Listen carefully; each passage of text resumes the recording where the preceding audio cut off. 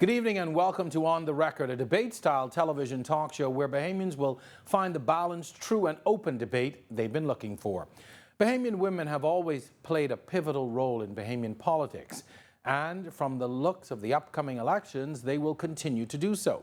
On the Record tonight, we are discussing women in politics, tokens or team players. We will take a look at how it all began with the women's suffragette movement. Then we will play it forward to discuss with three female candidates their views on the upcoming elections. Our guests include the Honourable Janet Bostwick, the first woman elected to Parliament, and Ruby Ann Darling, the first woman registered to vote and also served in Parliament. Plus later, DNA candidate Arinthia Kumalafe, FNM candidate Lanisha Roll, and PLP candidate Cheryl Bazard. It's all on the record. I'm your host, Jerome Sawyer.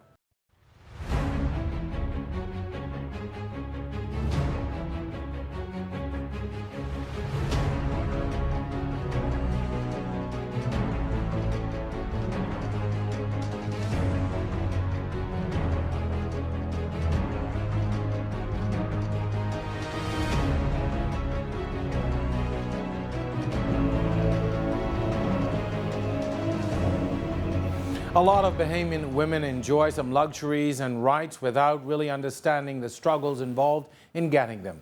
In reality, many women, and for that matter men, sometimes forgotten all the roles they have played in leveling the political playing field. Vonig Toot takes us through a brief history of women in politics. Clarity, a new direction, and a hope-filled change is on our horizon.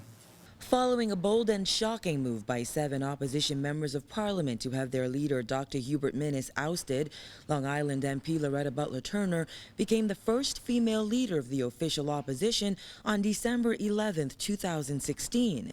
Women have achieved many firsts in Bahamian politics since gaining the right to vote on November 25, 1962. Dame Doris Johnson became the first woman to be appointed to the Senate, become Senate President, and be appointed a minister of the government. Dame Doris and others like Mary Ingram, Georgiana Simonet, Eugenia Lockhart, and Mabel Walker helped to pave the way for other female giants like Janet Bostwick, who became the country's first female member of Parliament. I needed to hear the voice of the people. I now see, feel, and hear my people. Then there's Ruby Ann Darling, the first woman to register to vote. Italia Johnson, the first female Speaker of the House of Assembly. Dame Ivy Dumont, the first female Governor General. And Cynthia Pratt, the first female Deputy Prime Minister. However, the fight continues. Of the 38 members of Parliament, only 5 are women. And on June 7, 2016, Bahamians voted overwhelmingly against 4 questions put forth in the gender equality referendum. I think, unfortunately, there was a lot of fear and, in some cases, hysteria even that got into the process. I think that definitely had a contaminating effect.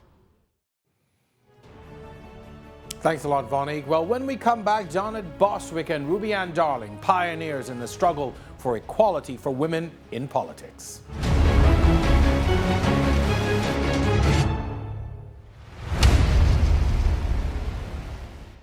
On the Record is brought to you by Alive, the nation's newest and best LTE network. Good to be alive. You bring passion, and we bring world-class infrastructure and innovation that's designed to help your business grow. You have determination. We've got your back with a super-fast LTE network, giving you access to whatever you need, when you need it. You offer superior service, we put you in control. With a dedicated care team to look after your business 24/7. Together, we have the advantage. Alive. Let's do this. Hello, I'm Dr. Leo Ignacio, and I'm a physician here at the Nassau Medical Center. I practiced medicine for almost over 25 years. Most of the illnesses I've seen are preventable. Globally, there's now a shift in universal health care. If we focus more on preventive medicine, we will go a long, long way. It will be much, much cheaper for us and for the government as well. Most people really don't have the financial capability to see a doctor. So now if they have the ability to come and see the doctor without even thinking of paying or giving the cash at the point of service. They want to come because they want to take care of their health. They want to come because they don't have that responsibility of giving up something out of their pocket. I wish that you will consider Nassau Medical Center. And it's Bahamas. Enrollment will start soon.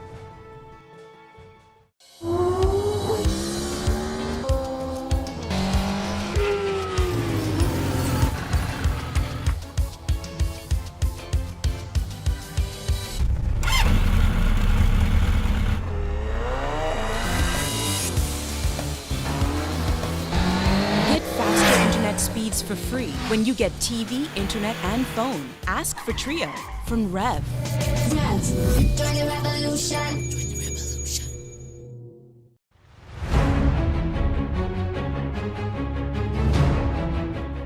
Welcome back to On the Record. Our topic, women in politics, tokens or team players. Here in studio we have Ruby Ann Darling, former parliamentarian, who was also the first woman to register to vote, as well as the Honourable Janet Bostwick, the first woman elected to Parliament, who also served as Cabinet Minister in several posts in the Ingram administration. Ladies, I have to tell you, it is an honour and a privilege to have you in our studios on the record this evening. Thank you so much for stopping by. Thank you so much for having us. Mrs. Darling, I want to start with you. We heard that you just got back from Florida, where you received a prestigious Legends Award from Onyx Magazine for your role in Women's Suffragette. Tell us a little bit about that honor. Well, it was quite an event, and I was very humbled in receiving this event because I received it on behalf of those visionary women, the 5 valiant women who were brave enough to endure any hardship or whatever it was, but they were determined and resolved to get the right for women to vote. And I thought about it, how that a man's lament becomes a woman's opportunity to do something about it, with Mr. Ingram lamenting that had the women been able to vote, he would have won. And in the ears of a wise woman, a hint to the wise is sufficient, and she went and gathered up the troops of women of like mind and like stamina, and hence the movement. And so if history really would have served well, rather than myself being the first woman to register as a voter, it should have been those 5 women there that morning. But the Lord laid it on my heart to capture it on behalf of those women, and we honor their memory. I'm just always curious, at that point when you registered, did you ever think that you would be elected to Parliament one day? Not really, you know, not really. It's just that that inner voice came and said, you know, these were the women that fought for it. And I always tell the story truthfully, and it says, don't let the other women get the prize. And the prize was to go and register. But behind me, as I said some time ago, was a woman from the Eastern Road. And here am I, the girl from East Street, being the first. And so I think today our story, we would have been singing out of another hymn book, had the reverse, had the Eastern been in front of the East. Interesting. Mrs. Bostwick, you recently received the Icon Award for Lifetime Achievement. And it was interesting because during that process, I thought to myself, it's been a few years since you left politics and really came out of the public eye, and I was so very heartened to see that, you know, a grouping had thought to bestow yet another honor upon you. What has, we'll talk a little bit about what has sort of post-politics life been like for you these past few years? First of all, thank you so much for having me here, Jerome. And congratulations, Ruby. I had not heard about your award until this morning. I'm very proud. Thank you. It keeps on happening. Thank you, Amos, for all you've done in with women in politics and women in Bahamian life. For me, I was extremely humbled by being awarded the Icon Award. somehow Icon and Janet Bostwick did not go together. In your mind? In my mind. You know? So, and it was a very delightful experience. I, like Ruby, reminisce, and I think very much about the struggle over the years. And I have to bring this in. Ruby mentioned that it was Mary Ingram who, because of her husband expressing the view that had women had the right to vote, he would have been successful. What comes to my mind was that was in 1949. There was no political party then, you know. Men had limited ability to vote. But there she goes in 1949 to gather persons to fight for women to have the right to vote.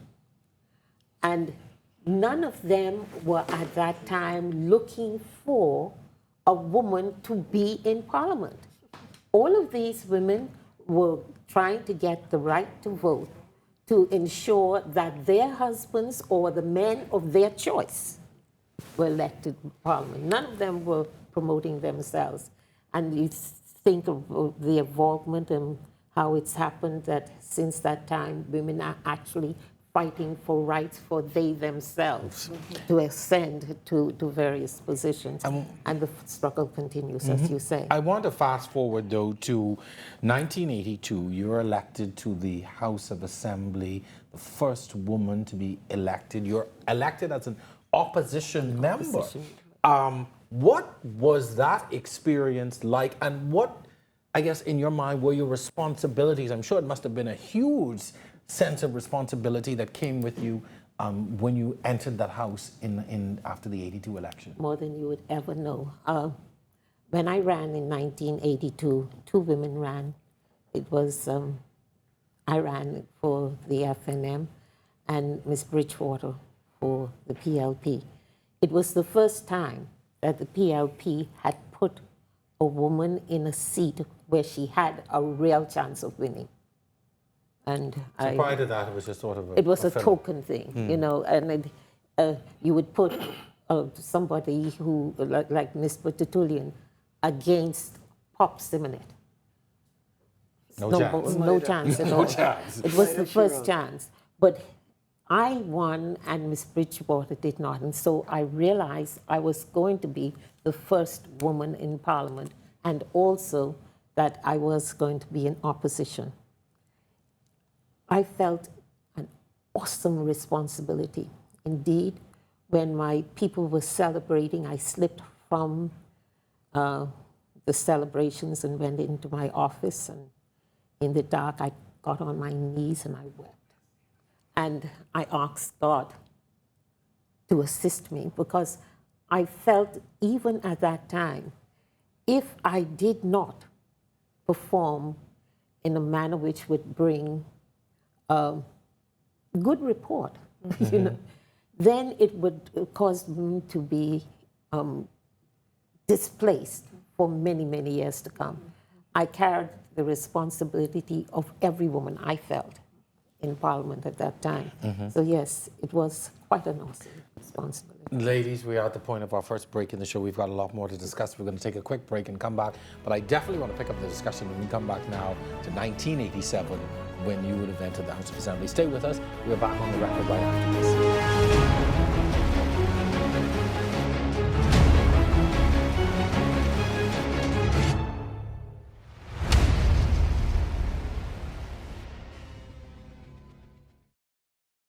The Bahamas International Film Festival proudly presents Spring Break Beach Film Series. Join us every Wednesday and Saturday from now till April 1st at Junkanoo Beach to view Bahamian feature films. Tickets are only $10 online or $12 at the door. Call 698-1800 or online at bintlfilmfest.com or Facebook Biff242. This week's featured films are When Pigs Fly, The Backline, and Rain.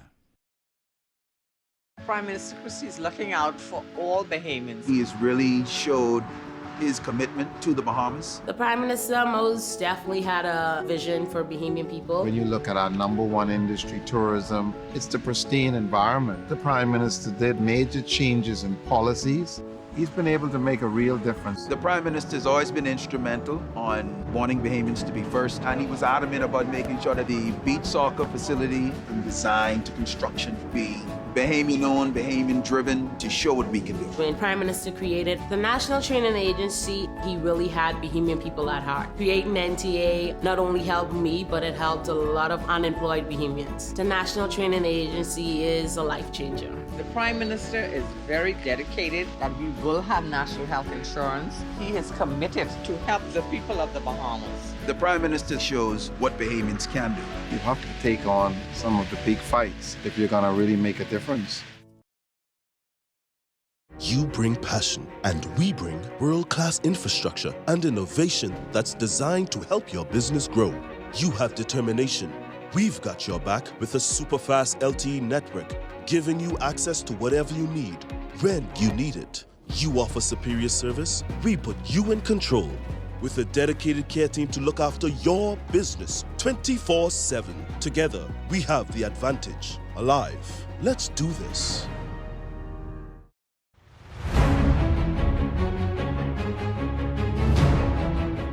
And welcome back to On the Record. We have in our studios this evening Ruby Ann Darling and the Honourable Janet Bostwick. Our discussion, women in politics, are they tokens or team players? Mrs. Ruby Ann Darling, you went to Parliament in 1987 following that election. You would have met Janet Bostwick, who would have returned in that election. Was Parliament then a boys' club? Was it somewhere where you were readily accepted, or were you that token seat that got in the House? Well, definitely just one over on that side, and then I'm coming over on the other side, and so we were completely overwhelmed.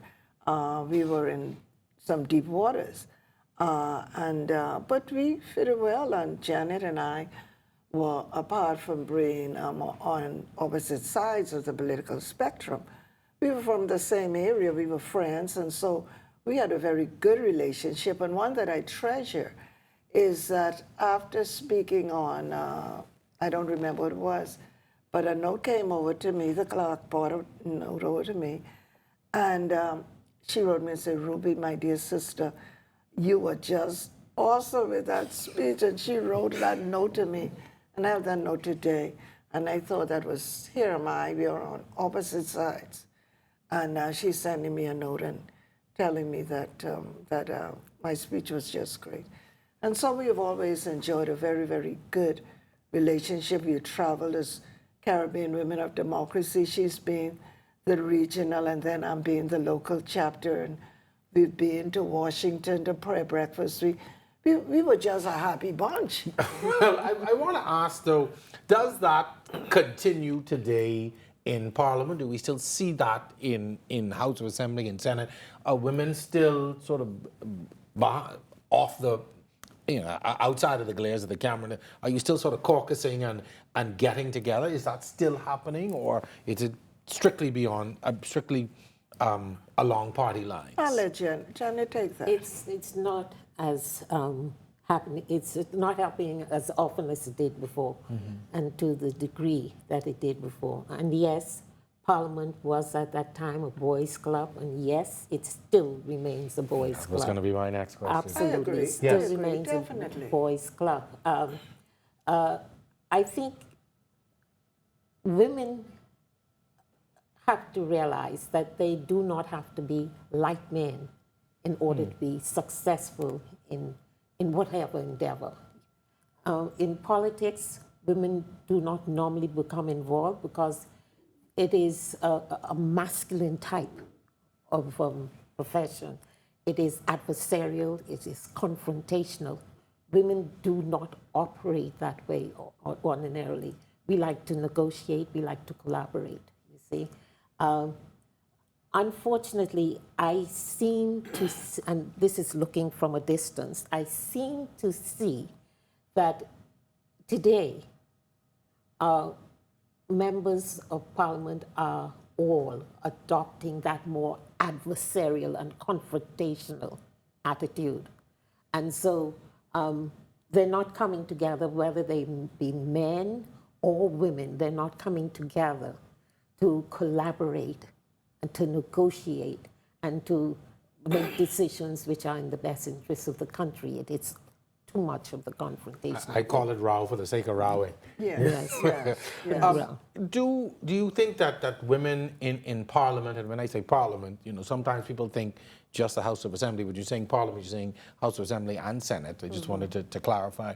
But are women doing enough to further the cause of women's rights and things that are affecting women in the society? Do you think women, our female politicians are getting out there and championing the cause? I mean, I saw the sort of coming together for the referendum recently on equality, and I thought, okay, great showing. But are women really pushing those issues that are important and that are affecting women and women's health and even children to a certain degree?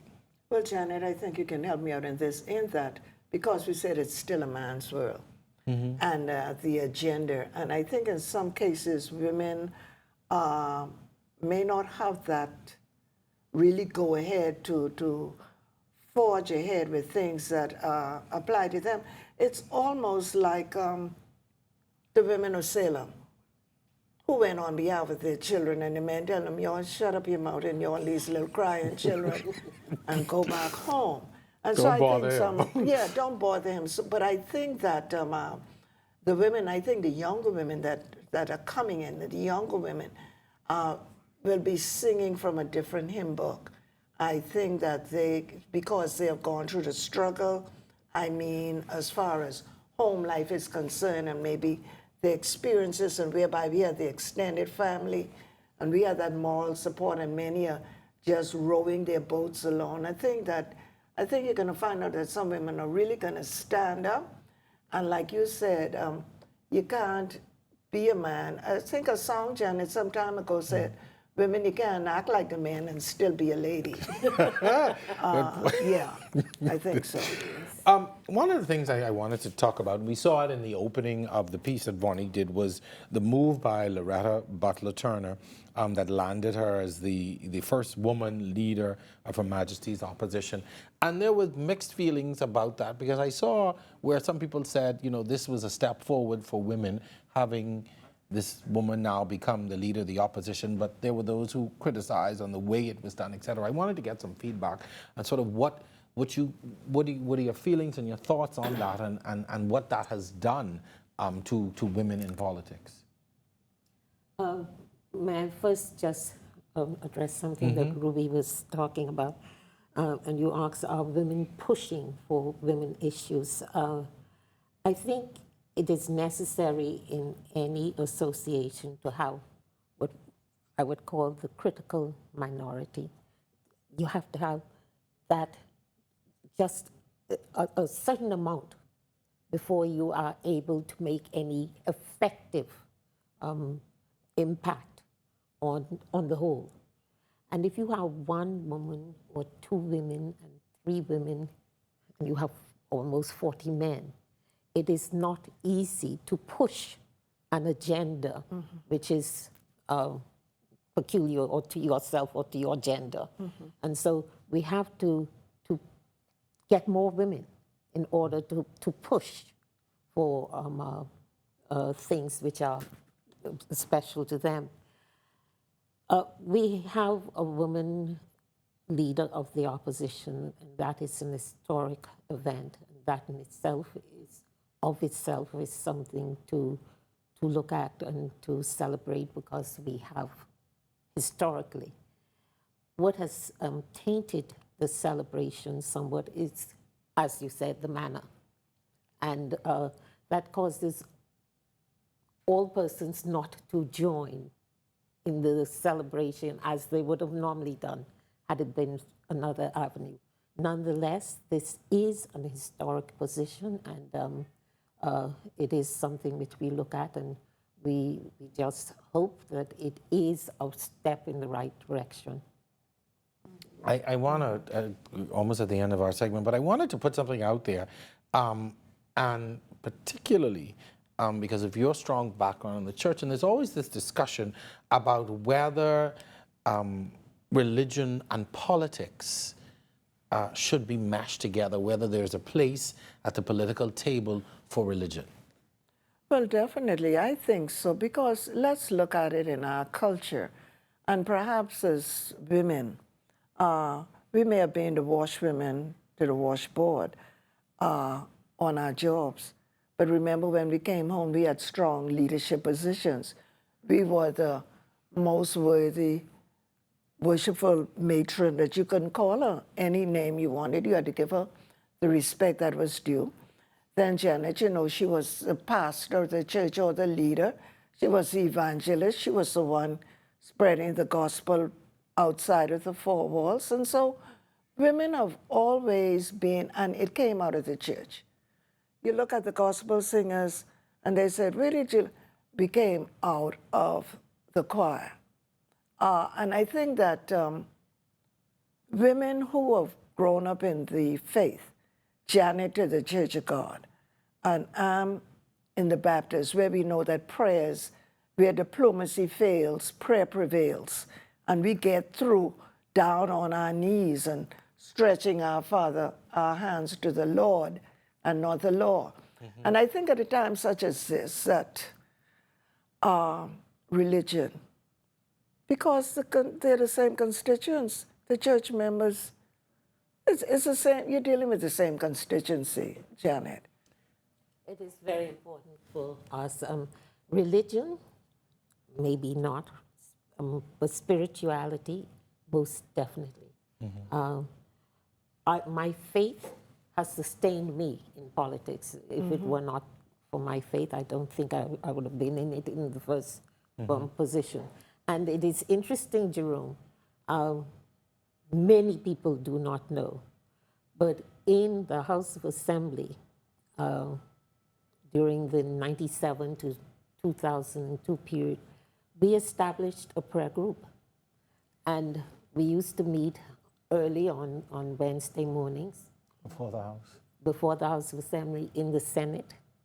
And not a big group, but we met and we prayed for the whole proceedings. And it was not only confined to the then members, but also past members of the House of Assembly. And it's from both sides. Ruby used to come, yes, Sir Clement, and Big Mo, and we got in there, we prayed. Leave it to the ladies to organize. Ladies, thank you very much. Unfortunately, we are out of time. You know, I could sit here and talk for another hour because you have so much to provide. But Janet Bostwick, thank you so very much for and for I coming. found it near a little cold. Yeah, we can get you on right now. Thank you very much, Ruby-Ann Dowling. Thank you so very much. much. And it's good to be here. Thank you. Yes, you. It is my our pleasure. And it's good to see Ruby again. Yes, but I'm happy I could bring you together in this forum. Thank you very much, ladies. When we come back, we certainly will continue our discussion. We are going to look now at a new generation of female politicians. We're going to talk to them about whether they see themselves as tokens or team players. We are back on the record right after this.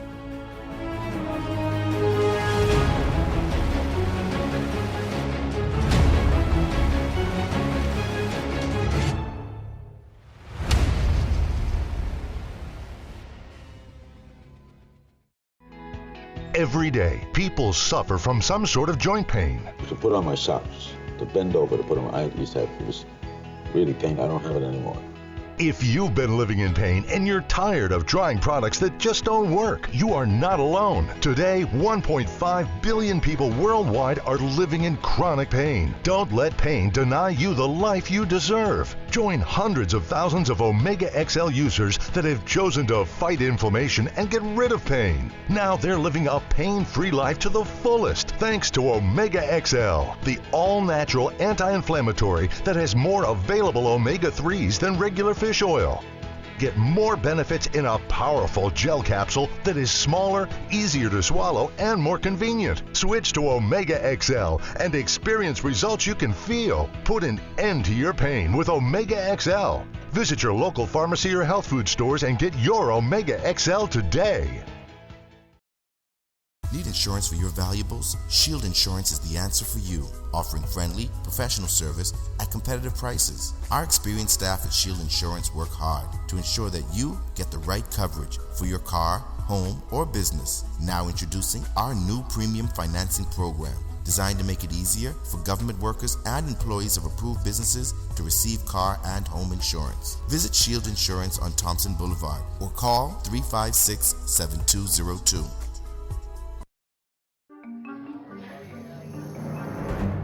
Hi, welcome to Blue Turtle Cove. Checking in? Yes. Would you like a single or double room? Single. Ocean view? Sure. Curtains? Soap? Shampoo? Hot water? And pillows? Of course I want pillows. Do I have to pay extra for all those things?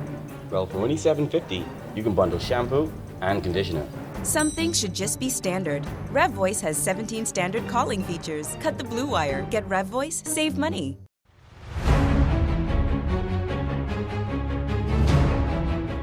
We are back with more On the Record. Here in studio with me, our DNA candidate for Kalani, Arinthia Kumalafe, an attorney, the FNM's candidate for Seabreeze, Lanisha Roll, an attorney by profession and former police officer, and PLP candidate for St. Barnabas, Cheryl Bazard, also an attorney by profession. Ladies, thank you and welcome to On the Record. I have to tell you, you have the distinction of being my first female candidates on this show. First. Thank you so very much. Good to be here. Thank you. Thank you for having me. And if I haven't said it already, congratulations on your nominations. Thank you. I want to talk about, first of all, your respective roles within your parties. Arinthia, I want to talk to you first about your role within the party and why you thought to offer yourself, or why was it important for you to offer yourself as a candidate? Well, I just think looking at the urgency of now and the challenges that our country is faced with, that and there's every time is the right time to offer yourself in service on behalf of your people. I've always known from an early age that public life would have been a destiny for me. And so looking at the trajectory that the nation has been on over the past, I would say 5 to 10 years, it became apparently clear to me that now is the time to put myself forward for public office. I decided to do that through the Democratic National Alliance as the vehicle to be able to achieve that purpose, and that's where we are today. Mm-hmm. Cheryl Bazard, why now and why the PLP? Well, I had a good discussion why the PLP on Sunday at the Millennials, and really looking at the philosophy of the party and what the party stood for in terms of bringing help to the masses, and I think that continues. Why now? I've had a lot of roles in my life. You said as a profession, as an attorney. I've been a magistrate. I've been regional director of compliance. I'm a wife, I'm a mother, a soccer coach. So there are a lot of things. Yeah. So a lot of things that make us women. But I think, you stay on the sidelines and you see things happening. And instead of joining the ranks of the complainers and those that are just on the sidelines, I thought now was the time to make a difference in this country. Lanisha Roll. Why now? Why the FNM? Well, now is the time. The country is in need of change, and not only change, but by persons who have a heart and a passion to move the country forward and to put the issues first that deserve being first in today's world. And I believe that I am one of those persons who have the passion to bring about the necessary change for today in the Bahamas. The Free National Movement has always been near and dear to my heart. As you say, first, we are first here today. There are so many first persons of women, female character in the Free National Movement, having the first Minister of Foreign Affairs and female, the Honorable Janet Boswick, and first Governor General, the Honorable Ivy Dumont. There were so many first, Italia Johnson, the Honorable First Speaker of the House. And so that party, from a very, very young age, they impressed me. And their record, and we are on the record, the Free National Movement have impressed me in terms of their record of performance. And I look to be one to continue to build upon that. And so now. Now, when you go into an election, there are so many issues that are up for discussion, whether it's a national issue or a constituency issue. But I really want to focus on this segment about issues that are relative to women. and those things that are important to your women voters. Cheryl Bazard, I'm going to start with you. What are some of the things are you saying to your constituents, and even on a national stage, that are speaking to women voters? Because in a lot of elections, women really are the deciders sometimes, or that deciding block. Yes, of course, because at this point, women make up 58% of the voter registration. And so if there's any change to be made and any persons to make those changes, of course, it would be women who can shape the whole political scene. In fact, we saw it in the referendum when we came and brought those 4 bills. And if it was to be passed, it had to be through the strength of women. So as we move to the constituency, and of course, each of us have different makeups and demographics within our constituencies.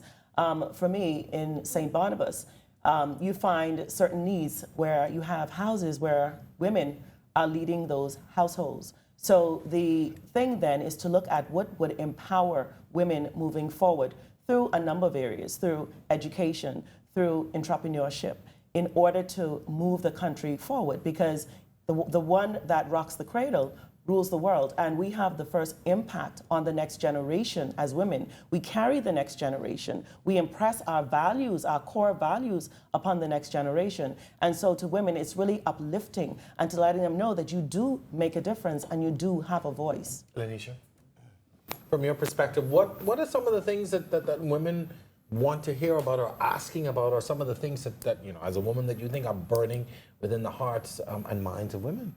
Well, first of all, in terms of the women's role in politics, I believe that we are here to complement the leadership that is in place, and albeit have gone before us are a number of men. Mm-hmm. And so I do believe that we're here to support them in leadership and bringing to the table things that may be relevant to our generation and to female gender. And in that regard, what is first and foremost in my mind, being a mother and being a professional woman in the society, I want what is best for my children. I want to know that my children are able to walk outside and be safe, and they can get a proper education, and they can actually be what they want to be in terms of their ambition.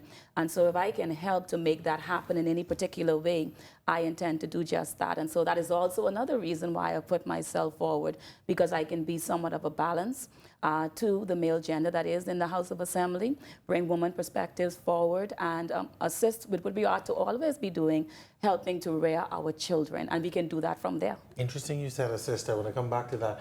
Arinthia, these two established parties have had opportunities in government, in the House, to advance the causes for women and things that are important to women. Have they done enough?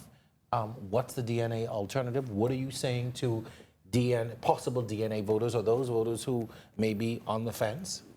Yes, I think it's clear to state that both these established parties have had advancement of women in their respective ways. We heard Lanisha outline some of them earlier, and certainly the Progressive Liberal Party has had some advancement in their own regard as well. But I think if we look at the current state of affairs in the general election moving forward, I think if we're going to be moving toward women becoming partnership in this thing called national development, we're going to have to be intentional about having women be involved in the political process. And when you look at the individual political parties, if we look, for instance, at the Free National Movement, of the full slate of ratified candidates, they've ratified 4 women, which accounts for some 10% of the women, 10% of their candidates. In the Progressive Liberal Party, they've ratified some 7 women, which accounts for 18%, which is the same amount of women that's represented in Parliament here in the Bahamas. But when you look at the Democratic National Alliance, to date, we have already ratified 11 women, which accounts for some 37% of our full slate of candidates. And I just want to indicate, Jerome, that I just got back last week from the United Nations, where they convene. In fact, they're still in meetings even this week for 2 weeks every year in March. The Commission on the Status of Women, where we go to check the progress of how we are advancing the rights of women in the global world. And I would say to you that in coming from that meeting, one of the things that's first and foremost is this move toward gender parity.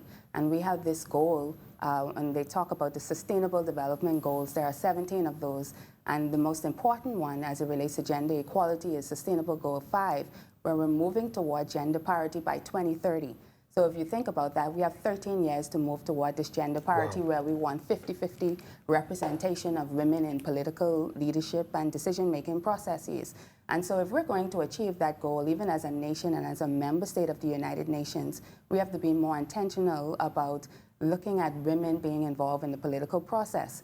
And so we're going to have to look at that at two different ways. The political parties, looking at their processes, their constitution, to see how they're going to advance the process of women being involved. And we're also going to have to educate women on the benefits of being involved in political leadership. You heard Cheryl mention earlier the gender equality referendum. Absolutely, there's no reason why that referendum should have failed. I'm going to have to put a plug right there. We're just going to take a quick break. When we come back, I wanted to pick up this discussion based on some things that you all would have said. Stay with us. We are back on the record right after this.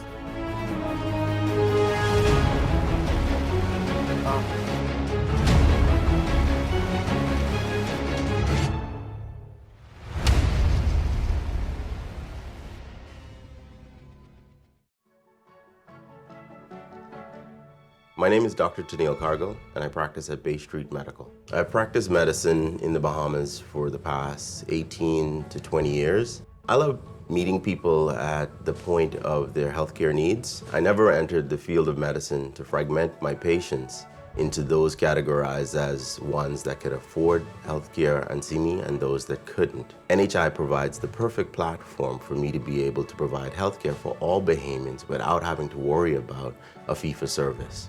My facility and I are signing up for NHI because we believe in the vision of NHI, and that's providing a value-based healthcare service for all Bahamians. I would encourage all of my colleagues and providers to join hands with me and take this journey of NHI, and let's see where we can take it as Bahamians for Bahamians. I hope you see Dr. Tennille Cargill and Bay Street Medical as one of your options when enrolling in NHI Bahamas.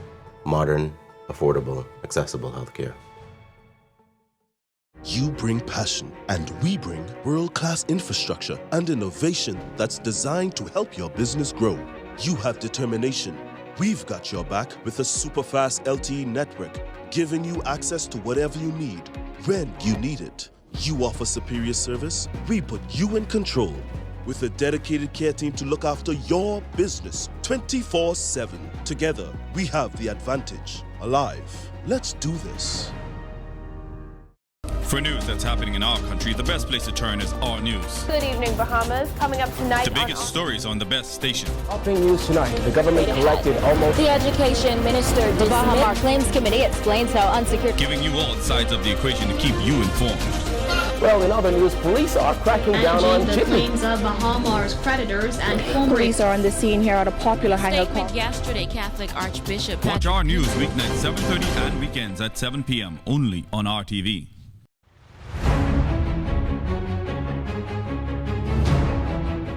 We're on the record talking to DNA's Orinthia Kumalafe, the FNM's Lanisha Roll, and the PLP's Cheryl Bazard. Something interesting came up in the last segment. 4 women from the FNM, 7 from the PLP, 11 from the DNA. Seems a bit of a disparity with the 2 major parties. And Lanisha, why is that? I mean, the FNM has always talked about its record on women and what it has done to advance women in politics, but you've only got 4 candidates this time around out of a full slate.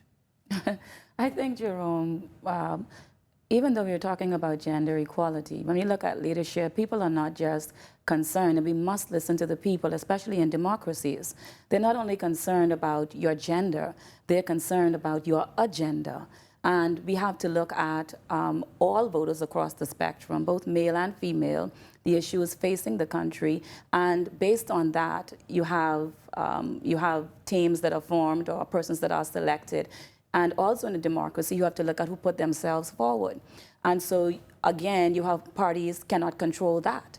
And so we don't want women, again, to be mere tokens, or we just want to put you there because we're trying to make up 50%, or we're trying to do what the world wants. We want to listen to the people, and people are also going to be voting based on the record of individuals. So not only have you been a woman, but what have you done in the society? What have you done the last 5 years, the last 10 years, that people are going to repose confidence in you to lead them? So people are looking for leaders, Jerome. I have to ask, to what effect effect has Loretta Butler Turner affected women in the party? Has there been an effect? Her actions, what she did, has that had an effect on the female candidacy, on the party itself, in terms of women's postures? Mrs. Butler herself is a motivation to women. And she's been so not just recently, but from she began in politics. I hear a number of young ladies say that they look up to her, have looked up to her, and they still look up to her. And so, you know, we make decisions and we do things that we as women think is the best thing to do, and it is necessary for whatever the reason. But I can say with regard to her that Mrs. Butler is respected and she's looked up to. And so... Yeah, I know you had some issues, professional issues within the party with her. You still hold those feelings? I did not have any issues with her.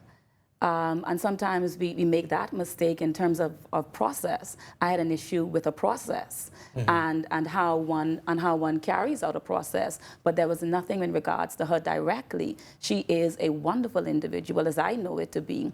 But in organizations, there is a process. I'm a former police officer, and so you know I would have regard to due process. Yes, and so I come with that background as well as being an attorney. So that's all it is, but there is nothing other than that. Cheryl Mazad, the PLP has a cadre of women now sitting around that cabinet table where decisions are being made. There's a block of voters out there who are unhappy with a lot of decisions that have been made and actions taken by the PLP. How do you address those things? How do you got now going to the voters? You're in a new constituency. You're going to the voters now to ask for another term. How do you justify some of the things that have happened that are making people and still make people so very uncomfortable? Well, I noticed that you didn't point to anything in particular, so I would leave it in the generality. But what I would point to really is to look at what has happened. When you look at the investment in education that the Progressive Liberal Party has done in terms of the increase in scholarships, when you look at the movement towards food security in the institution of BAMSI, when you look at the fact that in the history books, you would find that the PLP would have always moved towards women's empowerment, straight across the board. I hear about the first in the FNM, but there was a foundation that brought about these firsts in the persons of the suffragettes, and it was all one. And so going to the electorates, you go back and you say, well, I'm first, so I'm not going back. I'm going for the first time. And I'm laying my platforms on the table, things that would dovetail into what the PLP's platform is. When you look at the shock treatment program, dealing with crime, dealing with young boys, Save Our Boys, and what I plan to do in St. Barnabas really is mentorship among the young people, understanding that not only are they the future generation, they are the now generation. They matter. They are affecting our country today. And so we can go with those records and with the fact that you look at the Bahamar as well. And I know that has been a big elephant in everybody's room, but the mere fact that the certificate of occupancy has now been passed and we're moving towards progression and getting young persons employed. And when you see that movement, because a lot of them, they're asking for jobs. None of us, all of us would be kind of disingenuous if we don't know that that is an issue in the country at this time. And so we're moving towards things that put people back in employment. But how do you then respond to the pushback on, you know, where did our money go that we in taxation from VAT? The crime situation continues to be a vexing problem. Yes. There are lots of other concerns. I mean, how do you justify when you go into these a are home? complex issues, and I would tell you for the most part in the constituency, the issue of VAT has not arisen. But I would speak, but what I would speak to it is really to say that, you know, it is in the Constitution where all of government revenue goes. In fact, Chapter 9 of the Constitution speaks specifically to the consolidated funds, and all monies go there. The question isn't so much where has the VAT money gone. Everyone knows it has gone into the consolidated funds. The question is what has been spent.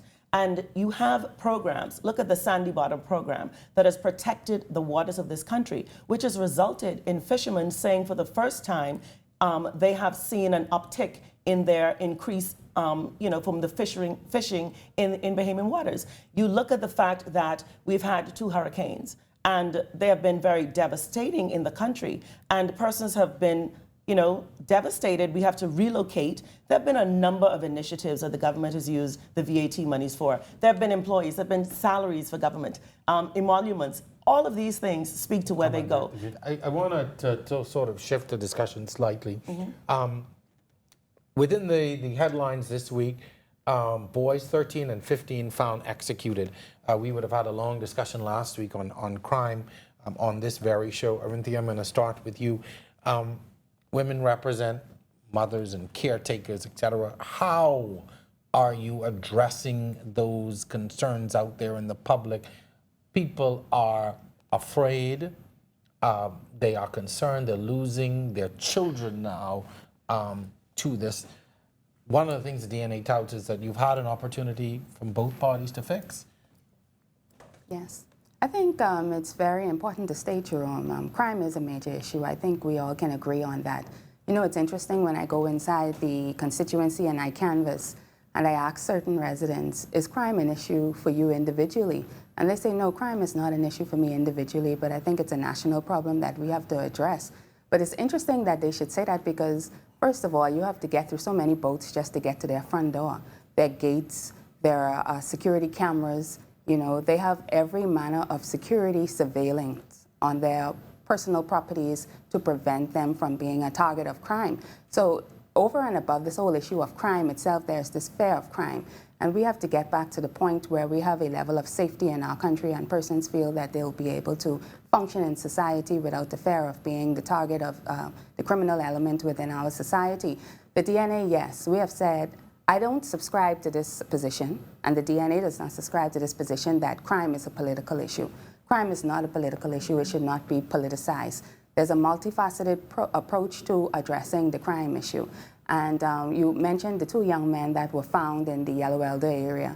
And I remember when watching the interview with Superintendent Clayton Fernanda, when he spoke about the fact that they were increasing their hotspot patrols in the areas. And I think as we look at the scientific information on situations such as hotspots, we have found that they've been able to reduce or eliminate the issue of crime.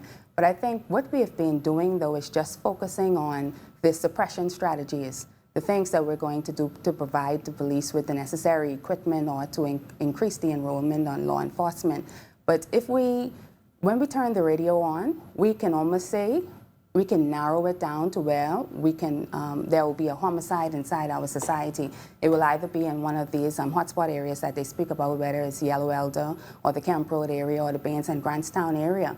What we have to do is to be intentional about going inside these communities, as Cheryl mentioned earlier, partnering with the communities and addressing these issues and identifying them at its core, understanding why there are these young men are at risk for becoming involved in antisocial behavior and becoming either the victim or the offender.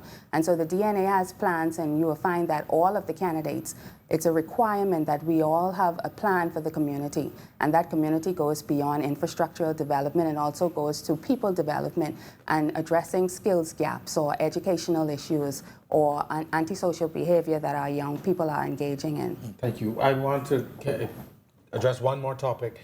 Former Prime Minister Hubert Ingraham recently interviewed on a morning show accusing the Christie administration of not being transparent enough, especially as it pertains to value-added tax. Lanisha, I want to sort of pose this to you.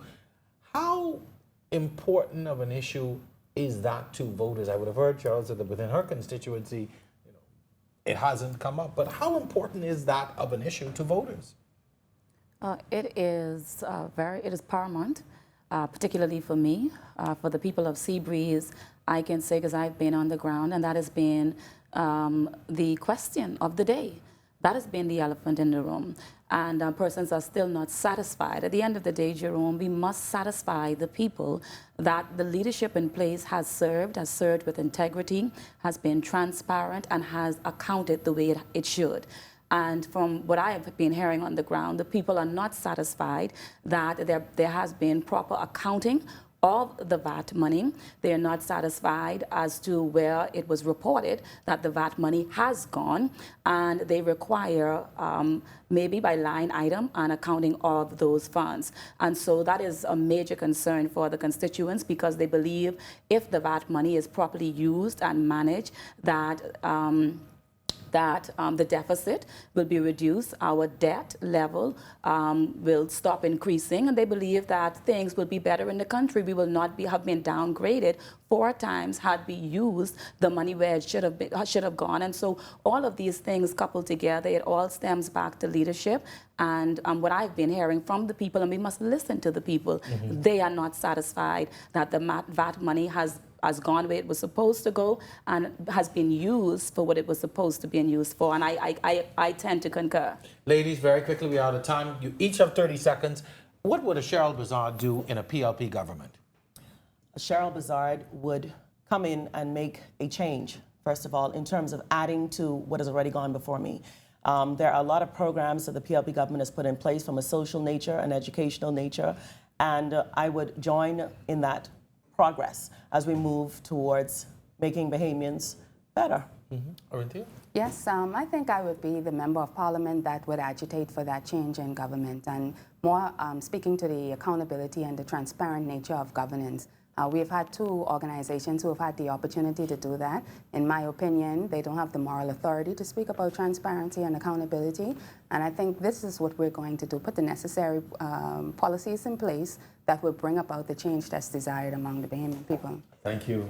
Lanisha, you got the last word. What will a Lanisha role do in an F&M government?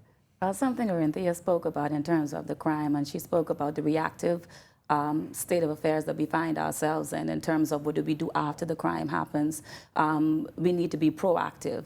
I intend to be a member of parliament for Seabreeze that will initiate programs that will help the children, that will ensure that they have safe environment and education, that I would lead and be visible. These are the things that the people require, that I would go into the parliament and advocate for the things that are necessary for those constituents first and foremost before I look into other things. And so you're going to have an advocate in Lanisha role in Seabreeze, and someone who's going to be proactive and program-oriented for the people of Seabreeze. Thank you very much, lady. Cheryl Bazard, Orinthia Kumalafe, Lanisha Roll.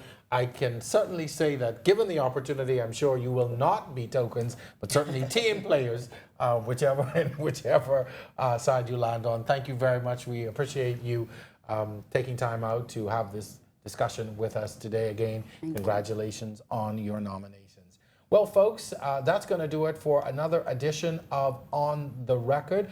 We certainly hope that you have enjoyed this show tonight. Special thanks to all of our guests, the Honorable Janet Boswick, Ruby Ann Darling, Cheryl Bazard, Orinthia Kumalafe, Lanisha Roll, of course my producer, the entire technical staff, and of course you, the audience, for watching. Be sure to follow us on Facebook. We're On the Record 242, Twitter and Instagram. You can also just look for Jerome Sawyer On the Record. Give us your feedback, and of course look out for your chance to get in our discussions. Tune in next time as we continue to explore the current state of politics in our country on the road to general elections. Once again, I'm host Jerome Sawyer. We'll see you next time on The Record.